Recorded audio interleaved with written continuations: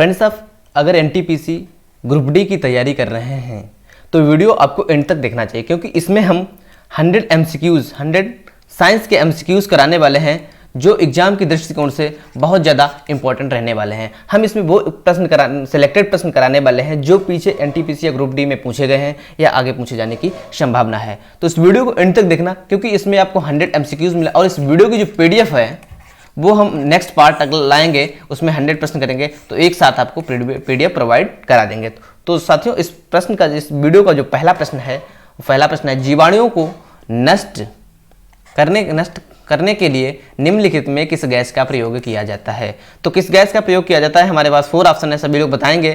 पहला ऑप्शन हमारे पास क्लोरीन, दूसरा ऑप्शन हमारे पास है ऑक्सीजन, तीसरा ऑप्शन हमारे पास हाइड्रोजन और फोर्थ ऑप्शन हमारे पास है नियॉन। तो इस प्रश्न का जो राइट आंसर होगा वो इस प्रश्न का राइट आंसर है ए, यानी क्लोरीन गैस इस प्रश्न का जो राइट आंसर है। बढ़ते हैं नेक्स्ट प्रश्न की तरफ। अगला प्रश्न हमारा, साथियों अभी तक आप लोगों ने चैनल को सब्सक्राइब नहीं किया तो चैनल को सब्सक्राइब कर लें और बेल आइकन को प्रेस कर लें, ताकि इसी प्रकार जब भी मैं आपके लिए वीडियो लाऊं तो आपको नोटिफिकेशन मिलता जाए। और जल्द ही हम इसका पार्ट 2 लाएंगे, उसमें हम भी आपको 100 प्रश्न कराएंगे। इसका टारगेट हमारा है 1000 प्रश्न, 1000 साइंस के MCQs कराने का टारगेट हमारा है और हम ये 10 पार्ट में आपको प्रोवाइड करा देंगे। तो कहाँ काम करने वाले व्यक्तियों को ब्लैक लंग रोग हो जाता है? तो इसका ऑप्शन हमारे पास विद्युत लेपन, कार्बनिक विलायक उद्योग, पेंट विनिर्माण उद्योग और कोयला खान। तो सभी लोग बताएंगे इस प्रश्न का जो राइट आंसर क्या होगा। इस प्रश्न का राइट आंसर है डी, यानी कोयला खान में काम करने वाले लोगों को क्या हो जाता है? ब्लैक लंग रोग हो जाता है। कौन सा रोग हो जाता है? ब्लैक लंग रोग हो जाता है। नेक्स्ट बढ़ते हैं अगले प्रश्न की तरफ। अगला प्रश्न हमारा है, निम्नलिखित में से ऑक्सीजन मिश्रित वह निष्क्रिय गैस कौन सी है जो अवरोधित श्वसन से पीड़ित रोगियों को दी जाती है? तो कौन सी गैस है, सभी लोग बताएंगे। Option helium, krypton, radon, argon. 4 option हमारे पास दिए गए हैं। इस प्रश्न का जो राइट आंसर हो जाएगा हीलियम। हीलियम वो गैस है जो गैस है अवरोधित श्वसन से पीड़ित रोगियों को दी जाती है। नेक्स्ट बढ़ते हैं। अगला प्रश्न हमारा 4th नंबर है, वनस्पति अम्ल वर्षा वनस्पति को नष्ट कर देती है। अम्ल वर्षा जो होती है वो वनस्पतियों को नष्ट कर देती है, क्योंकि उसमें क्या पाया जाता है? नाइट्रिक अम्ल होता है, ओजोन होती है, कार्बन मोनोऑक्साइड होती है, सल्फ्यूरिक अम्ल होता है। क्या होता है उसका अम्ल वर्षा में? उसमें क्या पाया जाता है? तो सल्फ्यूरिक अम्ल होता है। अम्ल वर्षा होती है, सल्फ्यूरिक अम्ल के कारण वो वनस्पतियों को नष्ट कर देती है। तो सभी लोग ध्यान रखना, अम्ल वर्षा जो होती है, प्रश्न में आ सकता है, कोई एग्जाम में आ सकता है कि अम्ल वर्षा में कौन सा अम्ल पाया जाता है? तो सल्फ्यूरिक अम्ल पाया जाता है।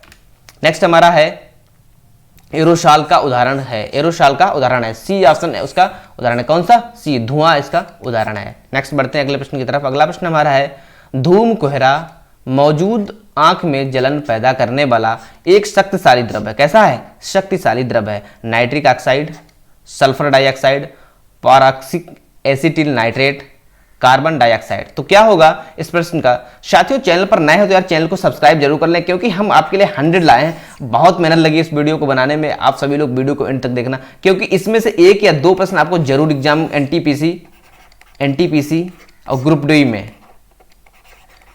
ग्रुप डी में जरूर मिलेगा। तो इसका क्या राइट आंसर होगा, सभी लोग बताएंगे। इस प्रश्न का राइट आंसर है सी, यानी फराक्स एसिटिल नाइट्रेट। नेक्स्ट बढ़ते हैं अगले प्रश्न की तरफ। अगला प्रश्न हमारा 7 नंबर है, वायुमंडल में कौन सी गैस पराबैंगनी किरणों का अवशोषण कर लेती है? कौन सी गैस जो है पराबैंगनी किरणों का अवशोषण कर लेती है? तो इसका राइट आंसर क्या होगा? A option ozone, be friends methane, nitrogen, helium. सभी लोग बताएंगे इस फ्रेंड्स क्या होगा? ए, यानी ओजोन। वायुमंडल में कौन सी गैस पराबैंगनी किरणों को, तो ओजोन गैस जो है वो पराबैंगनी किरणों का अवशोषण कर लेती है। एग्जाम में आ सकता है कि ओजोन गैस वायुमंडल में किस किरणों को अवशोषण कर लेती है? तो पराबैंगनी किरणों को अवशोषण कर लेती है। सभी लोग ध्यान रखना। नेक्स्ट बढ़ता है, कृत्रिम वर्षा या मेघ बीजन के लिए प्रायः प्रयोग किया जाने वाला रासायनिक द्रव्य है। कृत्रिम वर्षा, तो कौन सा इसमें है राइट आंसर? इसका कौन सा होगा, सभी लोग बताएंगे। इस प्रश्न का जो राइट आंसर है, इस प्रश्न का राइट आंसर क्या होगा? सिल्वर आयोडाइड, सोडियम क्लोराइड, सूखी बर्फ, उपयुक्त सभी। तो सभी इस प्रश्न का राइट आंसर है डी, उपयुक्त सभी इस प्रश्न का राइट आंसर है। जी फ्रेंड्स, नेक्स्ट बढ़ते हैं अगले प्रश्न की तरफ। अगला प्रश्न हमारा स्क्रीन पे है। अगला प्रश्न है स्क्रीन पे, हरे फलों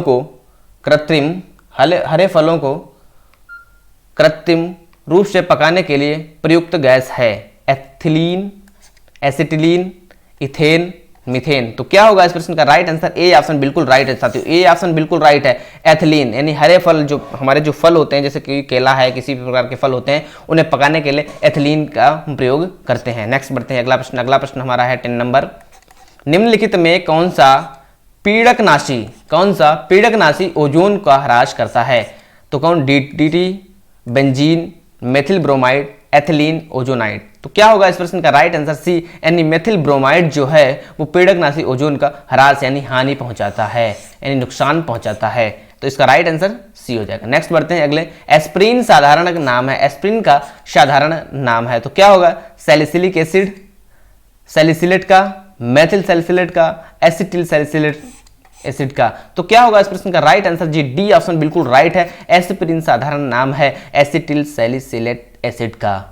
नेक्स्ट बढ़ते हैं अगला प्रश्न। अगला प्रश्न हमारा है स्क्रीन पे, निम्नलिखित में से जैव सेल कौन सा है? जी फ्रेंड्स, वीडियो को अच्छा लग रहा हो तो एक लाइक कर दीजिए, अच्छा लग रहा हो तो एक लाइक कर दीजिए, और चैनल पर नए हो तो यार चैनल को सब्सक्राइब कर लीजिए। संगमरमर, कोयला, ग्रेनाइट, स्लेट। तो क्या होगा इस प्रश्न का राइट आंसर? जी फ्रेंड्स, सभी लोग बताएंगे, यानी वी ऑप्शन इसका राइट है। निम्नलिखित में जैव सेल कौन सा है? तो कोयला जो हमारा है फ्रेंड्स जैव सेल है। नेक्स्ट बढ़ते हैं अगले प्रश्न। गामा किरणों से क्या हो सकता है? गामा किरणों से क्या हो सकता है? जी फ्रेंड्स, जीन म्यूटेशन, छींकना, जलन, ज्वर। क्या होगा गामा किरणों से? तो गामा किरणों से जीन म्यूटेशन हो सकता है। क्या हो सकता है? प्रश्न एग्जाम में प्रश्न आता है, जीन म्यूटेशन किन किरणों से हो सकता है? जीन म्यूटेशन किन किरणों? तो ऑप्शन में आप कर देना गामा किरणों से। किससे? गामा किरणों से। दो प्रश्न बनते हैं। नेक्स्ट है, एस्पिरिन का रासायनिक नाम है, एस्पिरिन का रासायनिक नाम है methyl salicylate, hydroxy salicylate, acetyl salicylic acid और एल्किल सैलिसिलिक एसिड। तो इस प्रश्न का राइट आंसर क्या हो जाएगा? सी हो जाएगा, एसिटिल सैलिसिलिक एसिड। नेक्स्ट बढ़ते हैं अगले प्रश्न की तरफ। अगला प्रश्न हमारा है, निम्नलिखित में वह कौन सी गैस है जिसे एक लंग्स में गोताखोर द्वारा सांस लेने के लिए ऑक्सीजन में मिलाया जाता है? मतलब गोताखोर जो होते हैं वो कौन सी गैस का ऑक्सीजन का प्रयोग करते हैं? तो ऑप्शन हमारे पास मीथेन, नाइट्रोजन, हीलियम और हाइड्रोजन। तो क्या होगा इस प्रश्न का राइट आंसर? जी फ्रेंड्स, बिल्कुल इस प्रश्न का राइट आंसर है सी, हीलियम। ऑक्सीजन व हीलियम के साथ मिश्रण के साथ ली जाती है। नेक्स्ट बढ़ते हैं, भोपाल गैस त्रासदी। भोपाल गैस त्रासदी किस गैस के कारण घटी थी? यानी भोपाल गैस त्रासदी जो घटी थी किसके कारण? फॉक्सजीन, कार्बन मोनोऑक्साइड, मिथाइल आइसोसाइनाइड और क्लोरीन। तो इस प्रश्न का जो राइट आंसर होगा सी, बिल्कुल फ्रेंड्स राइट आंसर है, मिथाइल आइसोसाइनेट के कारण भोपाल गैस त्रासदी हुई थी। नेक्स्ट बढ़ते हैं अगले प्रश्न। बारूद का मिश्रण, 17 नंबर है, बारूद का मिश्रण होता है। प्रश्न में क्या है? बारूद का मिश्रण होता है बालू और टीएनटी, टीएनटी और चारकोल का, नाइट्रस सल्फर और चारकोल का, सल्फर बालू और चारकोल का। तो क्या होगा इस प्रश्न का राइट आंसर? सी, बिल्कुल राइट आंसर है, नाइटर, सल्फर और चारकोल का। नेक्स्ट बढ़ते हैं अगले प्रश्न की। उपास्थि तथा हड्डियों के निर्माण और संपोषण में आवश्यक तत्व होता है। क्या होता है? Magnesium, calcium, zinc, silicon. इस प्रश्न का राइट आंसर क्या होगा फ्रेंड्स? सभी लोग बताएंगे। इस प्रश्न का राइट आंसर है बी, यानी कैल्शियम। हड्डी के साथ साथ अगर बात की जाए दांत, तो दांतों में भी कैल्शियम पाया जाता है। क्या पाया जाता है? कैल्शियम पाया जाता है। नेक्स्ट बढ़ते हैं, फ्रीऑन का प्रयोग निम्नलिखित में किस रूप में किया जाता है? तो किस रूप में किया जाता है फ्रीऑन को? कीटनाशक, शाकनाशी, प्रशीतक और कवकनाशी। तो क्या होगा इस प्रश्न का राइट आंसर? सी, बिल्कुल राइट आंसर है, यानी फ्रीऑन गैस का हम प्रशीतक के रूप में प्रयोग करते हैं, रेफ्रिजरेटर में इसका प्रयोग किया जाता है। नेक्स्ट हमारा है, ओजोन में होती है, क्या होती है? केवल ऑक्सीजन, ऑक्सीजन और नाइट्रोजन, हाइड्रोजन और कार्बन, ऑक्सीजन और कार्बन। तो क्या होगा इस प्रश्न का राइट आंसर? जी फ्रेंड्स, इस प्रश्न का राइट आंसर है ए, केवल ऑक्सीजन। ओजोन परत में जो पाई जाती है केवल ऑक्सीजन ही गैस पाई जाती है। नेक्स्ट हमारा है 21, प्रशीतक फ्रीऑन है कैल्शियम टेट्राक्लोराइड, डाइक्लोरोमेथेन, फ्लोरोस्पर और फ्लेस्पार, हाइड्रोफ्लू ओसिसिलिक एसिड, हाइड्रोफ्लू ओसिसिलिक एसिड। तो क्या होगा इस प्रश्न का राइट आंसर? जी फ्रेंड्स, सभी लोग बताएंगे। इस प्रश्न का राइट आंसर है वी, डाइक्लोरोमेथेन। क्या हो जाएगा? प्रशीतक फ्रीऑन है डाइक्लोरोमेथेन। नेक्स्ट बढ़ते हैं अगला प्रश्न। वायुमंडल में ओजोन ह्रास मुख्यतः किया जाता है, ओजोन ह्रास किया जाता है तो सल्फर डाइऑक्साइड द्वारा, नाइट्रोजन डाइऑक्साइड द्वारा, हाइड्रोजन सल्फाइड द्वारा, क्लोरोफ्लोरोकार्बन द्वारा, यानी CFC द्वारा। इस प्रश्न का जो राइट आंसर हो जाएगा वो डी, इसका बिल्कुल राइट है, CFC द्वारा ओजोन गैस की हानि पहुंचाई जाती है। नेक्स्ट बढ़ते हैं निम्नलिखित में कौन सी गैस फलों को कृत्रिम रूप से पकाने का प्रयोग की जाती है? तो एसिटिलीन, एथिलीन, मीथेन, इथेन। क्या होगा इस प्रश्न का राइट आंसर? B, ethylene. ये प्रश्न रिपीट हुआ है। एथिलीन गैस को कच्चे फलों को पकाने के काम में लाया जाता है। नेक्स्ट बढ़ते हैं। शरीर की कैलोरी आवश्यकता गर्मी की अपेक्षा सर्दियों में बढ़ जाती है क्योंकि अधिक कैलोरी आवश्यक है।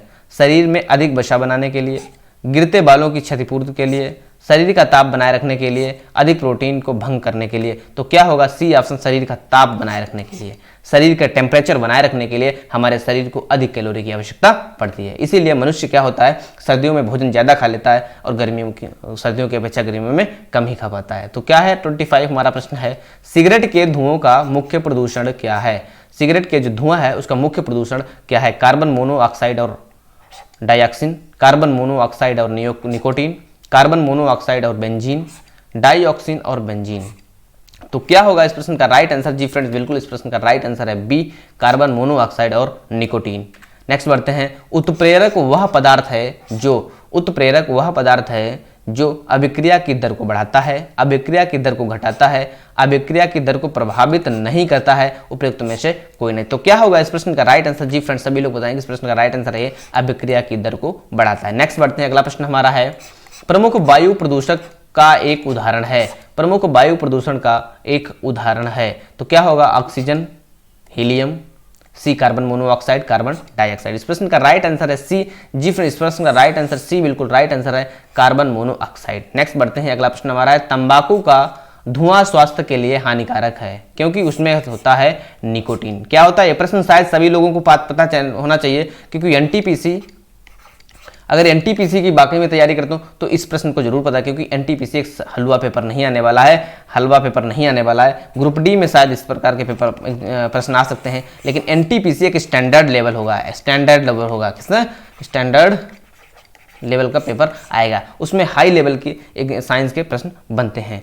तो क्या होगा इसमें राइट आंसर? बी। नेक्स्ट बढ़ते हैं अगले प्रश्न की तरफ। अगला प्रश्न हमारा है, खाद्य परीक्षण के रूप में सबसे अधिक प्रयोग होने वाला पदार्थ कौन सा है? तो सोडियम कार्बोनेट, टाइट्रिक acid, acetic acid, benzoic acid अथवा सोडियम लवण। तो क्या होगा इस प्रश्न का राइट आंसर? डी है बेंजोइक एसिड का सोडियम लवण। साथियों, अगर वीडियो पसंद आ रहा हो तो इसे लाइक करें और चैनल पर नए हो तो यार चैनल को सब्सक्राइब कर लें। नेक्स्ट हमारा है, वह जीव कौन सा है जो वायु प्रदूषण को मॉनिटर करता है? किसे? वायु प्रदूषण को मॉनिटर करता है। बैक्टीरिया, लाइकेन, शैवाल, फंजाई। तो क्या है, कौन सा है जो वायु प्रदूषण को मॉनिटर करता है? लाइकेन जो है वायु प्रदूषण को मॉनिटर करता है।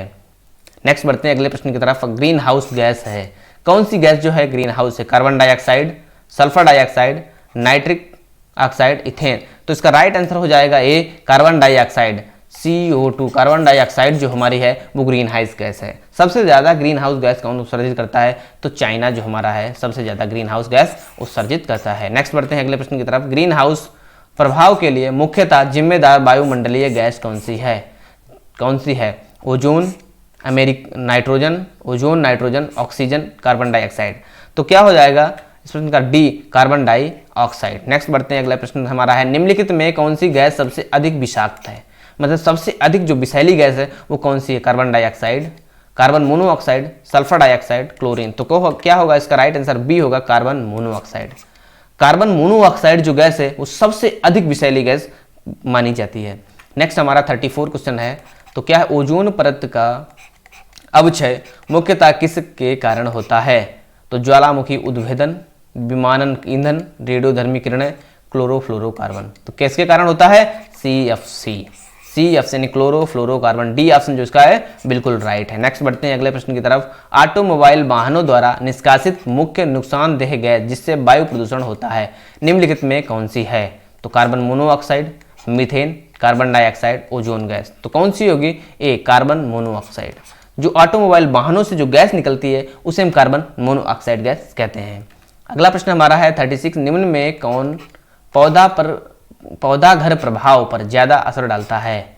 तो ozone, carbon monoxide, carbon dioxide, जलवाष्प। क्या होगा इस प्रश्न का राइट आंसर? सभी लोग फ्रेंड्स बताएंगे इस प्रश्न का राइट आंसर है डी, जलवाष्प जो है सबसे ज़्यादा प्रभाव डालता है। नेक्स्ट हमारा साथियों वीडियो को एंड तक देखना, क्योंकि इस वीडियो में आपको वाकई में नॉलेज मिलेगा। वाकई में 100 MCQs करने वाले इस वीडियो को आप एंड तक देखें, बीच में मत छोड़ के जाना, क्योंकि अगर छोड़ दिया तो बहुत बड़ा आपका नुकसान हो सकता है। इस वीडियो को तभी इसी तक एंड तक देखना। रात को पेड़ के नीचे सोने की सलाह नहीं दी जाती है, क्योंकि तब इसमें कम ऑक्सीजन का मोचन होता है, अधिक ऑक्सीजन का मोचन होता है, कार्बन डाइऑक्साइड का मोचन होता है, कार्बन मोनोऑक्साइड का मोचन होता है। तो इस प्रश्न का राइट आंसर है सी, कार्बन डाइऑक्साइड का मोचन होता है। इसीलिए पेड़ के नीचे रात में नहीं सोने की सलाह दी जाती है। नेक्स्ट हमारा है 38 है, क्या है? जिंक फॉस्फाइड का आमतौर पर प्रयोग किया जाता है। जिंक फॉस्फाइड का जो आमतौर पर प्रयोग किया जाता है वो कवकनाशी के रूप में, विषाकनाशी के रूप में, कृंतनाशी के रूप में और गंधहारक के रूप में। तो क्या होगा इस प्रश्न का राइट आंसर? जी बिल्कुल, सी ऑप्शन बिल्कुल राइट है। किसके प्रयोग रूप में किया जाता है? कृंतनाशी के रूप में किया जाता है। नेक्स्ट बढ़ते हैं, अगला प्रश्न हमारा है 39। प्रकृति में पारिस्थितिक तंत्र में निम्नलिखित में किस तत्व का प्रतिशत सबसे अधिक होता है? किसका सबसे अधिक होता है? जी फ्रेंड सभी लोग बताएंगे किसका जो है सबसे अधिक होता है। तो नाइट्रोजन, कार्बन, फास्फोरस और हाइड्रोजन। जी फ्रेंड इसका राइट आंसर हो जाएगा ए, बिल्कुल राइट आंसर है। प्रकृति में पारिस्थितिक तंत्र में सबसे ज़्यादा प्रतिशत होता है वो नाइट्रोजन का होता है, नाइट्रोजन का सबसे अधिक होता है। नेक्स्ट बढ़ते हैं, वायु का मुख्य घटक। वायु का मुख्य घटक है nitrogen, carbon dioxide, oxygen, hydrogen. इस प्रश्न का जो राइट आंसर जी बिल्कुल होगा ए, वायु का मुख्य घटक है वो नाइट्रोजन है। नेक्स्ट बढ़ते हैं, green house effect. Green house effect का क्या अभिप्राय है? ए ऑप्शन हमारा है उष्मा के संरक्षण के लिए फसलों की ग्रीन हाउस में खेती, कार्बन डाइऑक्साइड गैसों के कारण और सौर ऊर्जा का संग्रह, पृथ्वी की ऊपरी सतह पर सौर ऊर्जा का संग्रह, वातावरणीय प्रदूषण के कारण ताप में वृद्धि। तो क्या होगा इसका राइट आंसर? बी बिल्कुल राइट आंसर है, कार्बन डाइऑक्साइड गैसों के कारण और सौर ऊर्जा का संग्रह। नेक्स्ट बढ़ते हैं, अगला प्रश्न हमारा है वोनेस। क्या है? वोनेस बहुत ज्यादा इंपॉर्टेंट प्रश्न है, वीआईपी प्रश्न है। वोन एप में एस में होता है calcium sulphate, phosphoric acid, calcium phosphate, calcium hypophosphate. तो क्या होगा इसका राइट आंसर? जी फ्रेंड बिल्कुल सभी लोग बताएंगे। इस प्रश्न का जो राइट आंसर है सी बिल्कुल राइट आंसर है। क्या हो जाएगा? Calcium phosphate. नेक्स्ट है, निम्नलिखित में से कौन सी ग्रीन हाउस गैस नहीं है? कौन सी जो है वो ग्रीन हाउस गैस नहीं है? क्लोरोफ्लोरोकार्बन, मीथेन, कार्बन डाइऑक्साइड और नाइट्रोजन।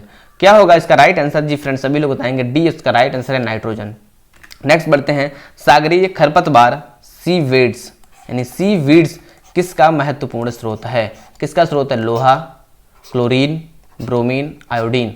किसका है? इसका राइट आंसर हो जाएगा डी, आयोडीन। सागरीय खरपतवार जो है वो आयोडीन का महत्वपूर्ण स्रोत है। नेक्स्ट बढ़ते हैं अगले प्रश्न की तरफ। अगला प्रश्न हमारा स्क्रीन पे है, गैसों के निम्न समूहों में कौन सा हरित घर प्रवाह का योगदान करता है? कार्बन डाइऑक्साइड और मीथेन, अमोनिया और ओजोन, कार्बन मोनोऑक्साइड और सल्फर डाइऑक्साइड, कार्बन टेट्राफ्लोराइड और नाइट्रस ऑक्साइड। तो क्या होगा इसका राइट आंसर? ए बिल्कुल राइट आंसर है, कार्बन डाइऑक्साइड और मीथेन गैस जो है वो हरित घर प्रभाव में योगदान करता है। नेक्स्ट बढ़ते हैं, अगला प्रश्न हमारा है, सूचना अभियांत्रिकी एवं संबंध विज्ञानों के क्षेत्र में राष्ट्रीय उत्कृष्टता संस्थान कहाँ पर स्थापित किए जाने का प्रस्ताव है? तो बेंगलुरु, हैदराबाद, पुणे, इलाहाबाद। तो क्या होगा इसका राइट आंसर? ए, बेंगलुरु में।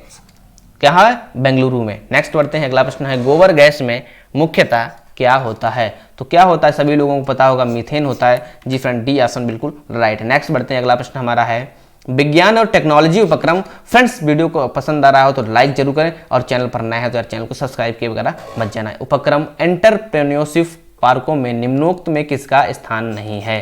प्रशिक्षण एवं अंशशोधन, प्रौद्योगिकी विकास, उपक्रम चालकों के लिए धन एकत्रित करना। तो इसका राइट आंसर हो जाएगा डी, उपक्रम चालकों के लिए धन एकत्रित करना। नेक्स्ट बढ़ते हैं अगले प्रश्न की तरफ। 49 हमारा प्रश्न है, चूहों के विष का रासायनिक नाम है।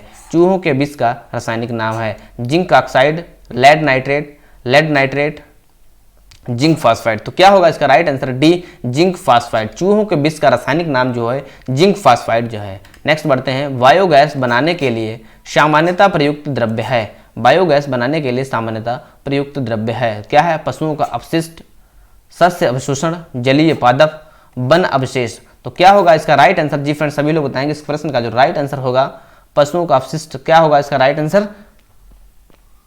इस प्रश्न का जो राइट आंसर है फ्रेंड्स ए, पशुओं का अपशिष्ट। नेक्स्ट बढ़ते हैं अगले प्रश्न की तरफ। निम्नलिखित में से अश्रु गैस का घटक कौन सा है? अश्रु गैस का घटक कौन सा है? Ethane, ethanol, ether, chloropicrin. तो क्या होगा इसका राइट आंसर? डी इसका राइट आंसर, क्लोरोपिक्रीन। नेक्स्ट बढ़ते हैं अगले। बायोगैस का मुख्य घटक है, बायोगैस का मुख्य घटक है ऑक्सीजन, मीथेन, एसिटिक एसिड और मेथिल एल्कोहल। तो क्या होगा इसका राइट आंसर बायोगैस का? जो बी मीथेन है। नेक्स्ट बढ़ते हैं अगले प्रश्न की तरफ। अगला प्रश्न है, भीड़ को तितर बितर करने के में पुलिस द्वारा इस्तेमाल की जाने वाली अश्रु गैस को क्या कहते हैं? जब ज़्यादा भीड़ उपद्रव करते तो आंसू गैस के गोले छोड़े जाते हैं और अश्रु गैस के गोले, तो क्या होगा? कार्बन डाइऑक्साइड, क्लोरीन, अमोनिया और हाइड्रोजन सल्फाइड। तो इसका राइट आंसर हो जाएगा वी क्लोरीन गैस। क्या हो जाएगा? क्लोरीन। नेक्स्ट बढ़ते हैं अगले प्रश्न की तरफ। मधुमेह के रोगियों द्वारा प्रयोग में लाए जाने वाले स्वीटेक्स में कितनी ऊर्जा होती है? स्वीटेक्स में 5 कैलोरी, 10 कैलोरी, 100 कैलोरी, 0 कैलोरी। तो क्या होगा इसका राइट आंसर? डी 0 कैलोरी होती है, बिल्कुल जीरो ऊर्जा होती है। कितनी? जीरो ऊर्जा होती है। नेक्स्ट बढ़ते हैं अगला प्रश्न। एस्बेस्टॉस द्वारा फैला रोग होता है, एस्बेस्टॉस द्वारा फैला रोग होता है वातस्फीति, लकवा, अतिसार, पेचिश। क्या हो जाएगा इसका राइट आंसर? जी बिल्कुल ए इसका राइट आंसर वातस्फीति हो जाएगी। नेक्स्ट बढ़ते हैं अगला प्रश्न का 56 हमारा प्रश्न है, वह औषधि कौन सी है जो दुश्चिंता को कम करती है, दुश्चिंता को कम करती है और शांति प्रदान करती है? प्रसातक, प्रशांतक, मूत्रणल, पीड़ाहरक, इनमें से कोई नहीं। तो इसका राइट आंसर हो जाएगा ए प्रशांतक। नेक्स्ट बढ़ते हैं अगला प्रश्न है, ब्रेल लिपि, ब्रेल लिपि की खोज किसने की थी? ब्रेल लिपि की खोज जो है वो किसने की थी? कौन जुड़ा था? लुइस ब्रेल, एल्फ्रेड नोबेल और जॉन लॉक मैकमिलन। इस प्रश्न का जो राइट आंसर है ए है लुइस ब्रेल ने ब्रेल लिपि यानी अंधे लोगों को पढ़ाए जाने के लिए विधि की खोज की थी। नेक्स्ट है हमारा एलिसा परीक्षण, एलिसा परीक्षण द्वारा किसका निदान करते हैं? तो पोलियो वायरस का, एड्स के प्रतिरक्षी, एक्जिमा का, कैंसर का। तो क्या हो जाएगा इस प्रश्न का राइट आंसर? वी हो जाएगा एड्स के प्रतिरक्षियों का।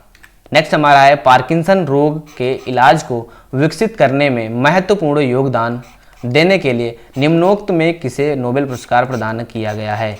तो Arvind कार्लारसन, Walter Cohen, Robert B लाफ्लिन और फारिद मुराद। तो किसे दिया गया है? ए ऑप्शन जो है नोबेल दिया आर्विद कार्लारसन को।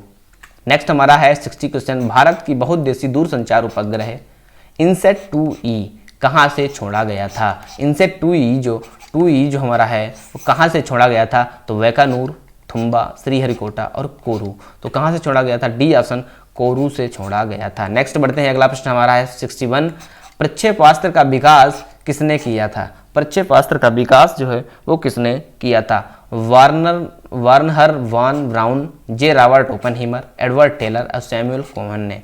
तो इसका राइट आंसर हो जाएगा ए, इसका राइट आंसर हो जाएगा ए, किसने? वर्नर वॉन ब्राउन ने। नेक्स्ट बढ़ते हैं, प्रौद्योगिकी मिशन में निम्नलिखित में से क्या शामिल है? प्रौद्योगिकी मिशन में निम्नलिखित में से क्या शामिल है? तिलहन, दालें, मकई, सब्जियां। तो क्या होगा इस प्रश्न का राइट आंसर? हो जाएगा डी सब्जियां, इस प्रश्न का राइट आंसर। नेक्स्ट बढ़ते हैं अगले प्रश्न की तरफ। सेक्स हार्मोन का पता किसने लगाया था? सेक्स हार्मोन का पता किसने लगाया था? ड्रेसर, यूजीन स्टीनैक, एडवर्ड कॉल्बिन और सैमुअल कोहेन ने, सैमुअल कोहेन ने। तो इस प्रश्न का राइट आंसर हो जाएगा सी, किसने किया था? एडवर्ड कॉल्बिन ने। नेक्स्ट बढ़ते हैं अगले प्रश्न की तरफ। एडेस वायरस क्या होता है? एडेस वायरस जो होता है क्या होता है?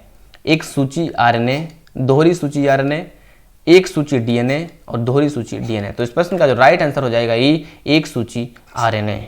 नेक्स्ट बढ़ते हैं अगले प्रश्न की तरफ। अगला प्रश्न हमारा 65 है फ्रेंड्स, वायुमंडल में सबसे प्रचुर अक्रिय गैस है, सबसे प्रचुर अक्रिय गैस कौन सी है? Helium, neon, argon, krypton. तो कौन सी है सबसे अधिक प्रचुर गैस? तो इसका राइट आंसर हो जाएगा सी, आर्गन। नेक्स्ट बढ़ते हैं अगले प्रश्न की तरफ। अगला प्रश्न हमारा है, विकृतीकृत स्प्रिट एथेनॉल का मिश्रण है, विकृतीकृत स्प्रिट एथेनॉल का मिश्रण है पेट्रोल के साथ, केरोसिन के साथ, जल के साथ, पायरिडिन के साथ। तो क्या होगा इस प्रश्न का राइट आंसर? जी फ्रेंड, इस प्रश्न का राइट आंसर हो जाएगा डी, पायरिडिन के साथ। किसके? पायरिडिन के साथ। नेक्स्ट बढ़ते हैं अगले प्रश्न की। जो तत्व ऑक्सीजन पर प्रतिक्रिया नहीं करता है वह है, जो तत्व ऑक्सीजन पर प्रतिक्रिया नहीं करता है वह है chlorine, iodine, helium, nitrogen. Chlorine, iodine, helium, nitrogen. तो इस प्रश्न का जो राइट आंसर हो जाएगा जी फ्रेंड बिल्कुल सी ऑप्शन इसका राइट आंसर हो जाएगा, यानी हीलियम। नेक्स्ट बढ़ते हैं अगले प्रश्न की तरफ। अगला प्रश्न, नैप्थलीन का मुख्य स्रोत है। नैप्थलीन का मुख्य स्रोत है कोलतार, डीजल, चारकोल, कैम्फर। तो क्या हो जाएगा इस प्रश्न का राइट आंसर जी फ्रेंड सभी लोग बताएंगे 68 का राइट आंसर क्या हो जाएगा।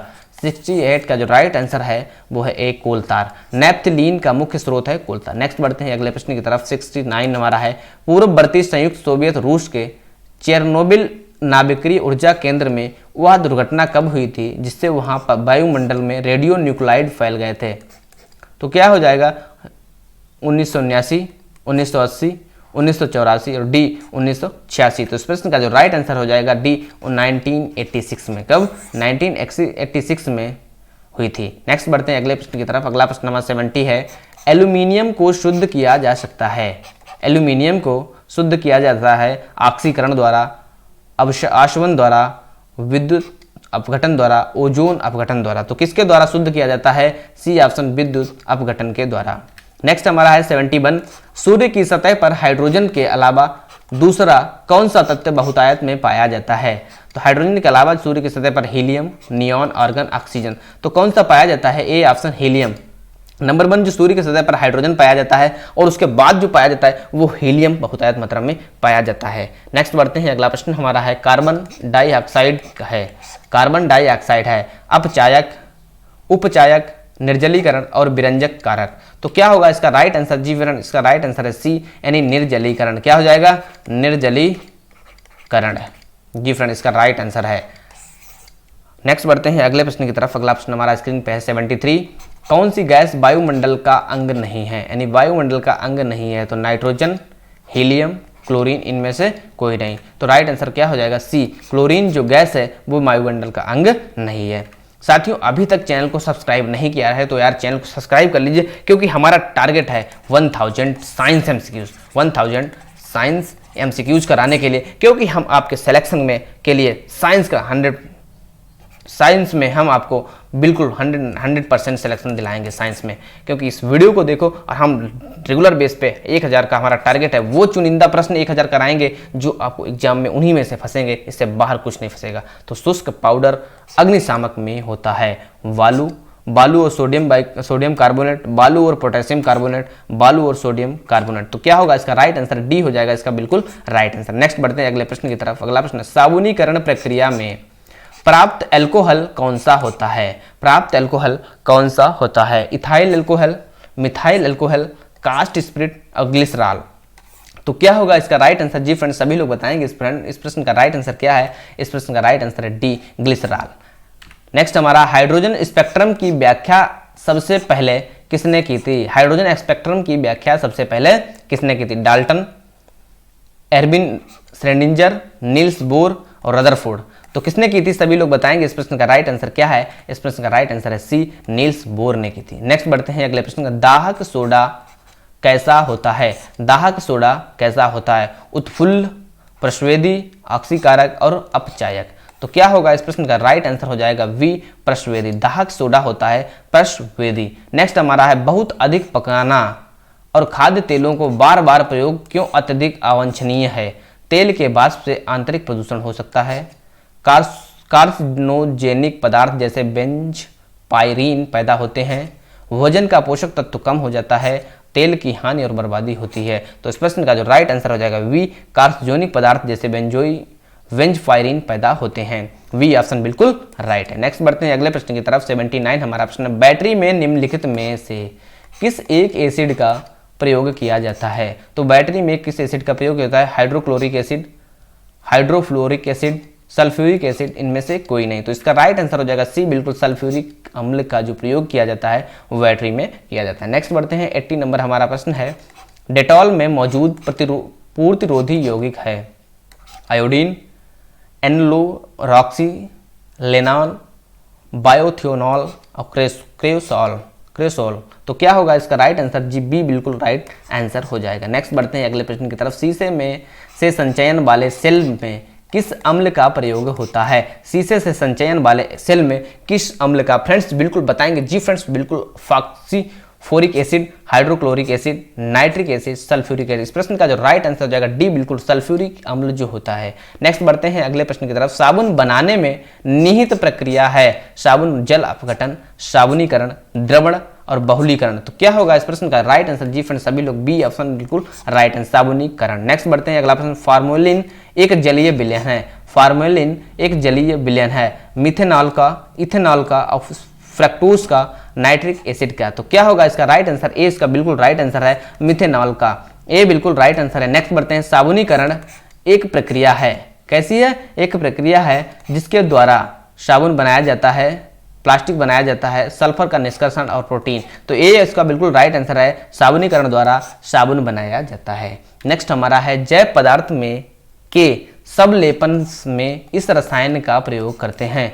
तो जल में फॉर्मेल्डिहाइड, मिथेनॉल का फॉर्मेल्डिहाइड, एथिलीन ग्लाइकोल, गैसीय फॉर्मेल्डिहाइड में। तो क्या होगा इस प्रश्न का राइट आंसर? जी बिल्कुल ए बिल्कुल राइट आंसर हो जाएगा जल में फॉर्मेल्डिहाइड। नेक्स्ट बढ़ते हैं। साबुन उद्योग को मिलने वाला उपोत्पाद है, साबुन उद्योग को मिलने वाला उपोत्पाद है कास्टिक सोडा, ग्लिसरॉल, नेप्थलीन और कास्टिक सोडा। तो क्या हो जाएगा इसका राइट आंसर? B glycerol. साबुन उद्योग में मिलने वाला उपोत्पाद जो है वो ग्लिसरॉल होता है। नेक्स्ट बढ़ते हैं 87 हमारा प्रश्न है। आंतरिक संक्रमण वाले तत्वों की कुल संख्या कितनी है?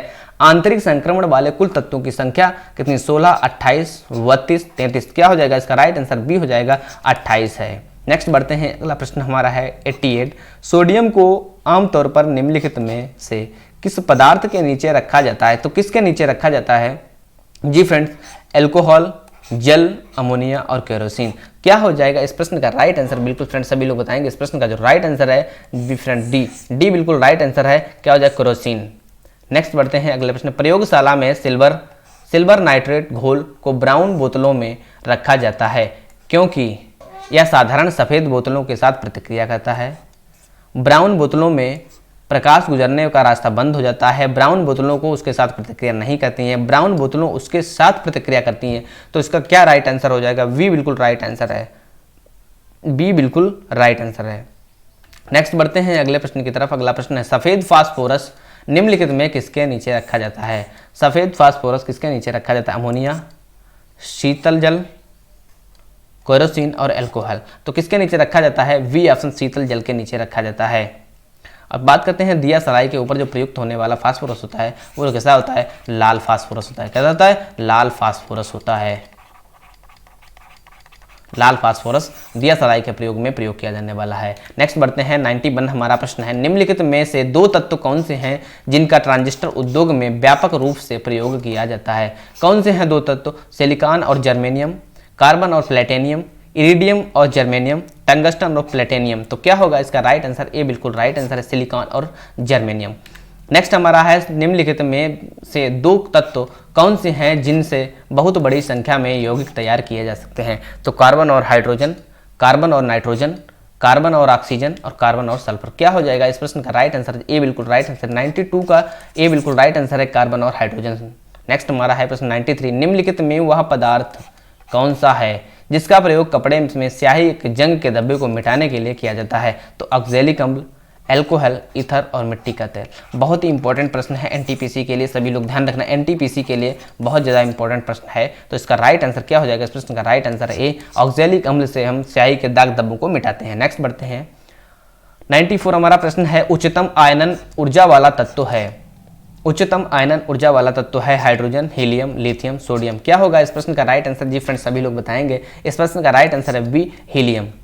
उच्चतम आयनन ऊर्जा वाला जो तत्व है वो हीलियम है। नेक्स्ट बढ़ते हैं 95 प्रश्न हमारा है निम्नलिखित में कार्बनिक यौगिक में से किससे आयरन यौगिक से उत्पन्न दाग को निकाला जाता है? तो ऑक्जेलिक अम्ल, बेंजोइक अम्ल, थाइलिक अम्ल और सिनेमिक अम्ल।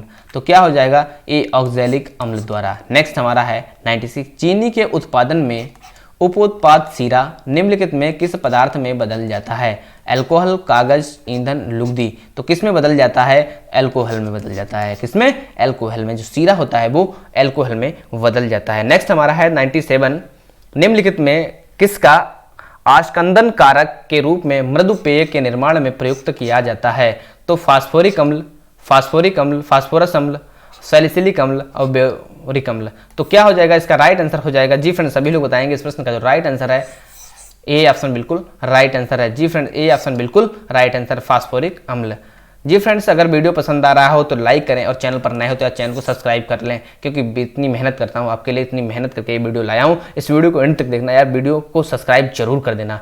नेक्स्ट बढ़ते हैं, अगला प्रश्न हमारा है हाइड्रोक्सिक समूह वाला ऑर्गेनिक अम्ल है बेंजोइक अम्ल, कार्बोलिक अम्ल और सिनामिक अम्ल, एसिटिक अम्ल। क्या हो जाएगा इसका राइट आंसर वी हो जाएगा कार्बोलिक अम्ल। फ्रेंड्स, अपने दोस्तों के साथ इस वीडियो को शेयर जरूर करना, क्योंकि बहुत मेहनत लगी यार दोस्तों, इस पे 100 लाइक्स चाहिए। कितने 100 लाइक्स का टारगेट रखते हैं। कोका कोला का खट्टा स्वाद किसके अस्तित्व के कारण होता है? कोका कोला के खट्टे का स्वाद का अस्तित्व किसके कारण होता है? Acetic acid, phosphoric acid, hydrochloric acid और फार्मिक एसिड। तो क्या हो जाएगा इसका राइट आंसर जी फ्रेंड्स, बिल्कुल बी इसका राइट आंसर फास्फोरिक एसिड।